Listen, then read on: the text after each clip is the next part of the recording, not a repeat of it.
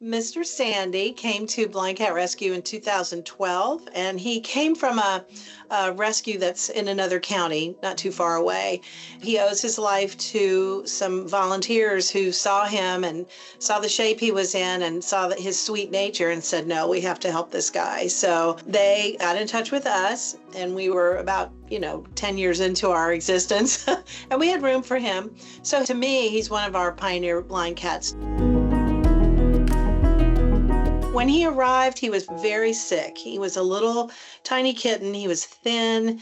His eyes were in terrible shape. The most frequent way that cats lose their eyes is an upper respiratory infection that wasn't treated, and that was the case for Sandy. So by the time we got him, even though he was a tiny kitten, his eyes had been ruined. So we had his eyes removed because they weren't able to be saved. We had him fixed. And then from there on out, he recovered and he grew into an absolutely friendly, sweet-natured, giving kitty. And if you go in his room and sit down, he will find you. He will come sit in your lap and he will stay there and he'll purr up a storm. And if you brush him, he'll be your friend forever.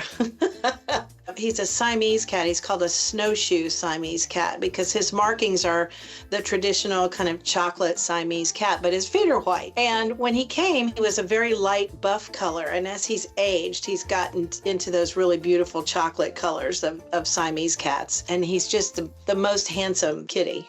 Like I said, he's kind of one of our pioneer cats, and that means that he's been visible to people around the world for a long time, just showing them that blind cats don't have any problems. They can function just like other cats do. And so he's one of the best ambassadors we have for people to say, oh, I should adopt a cat like that, because he's just a cat. So I'm really proud of Sandy for being that way and being such a kind, sweet boy too.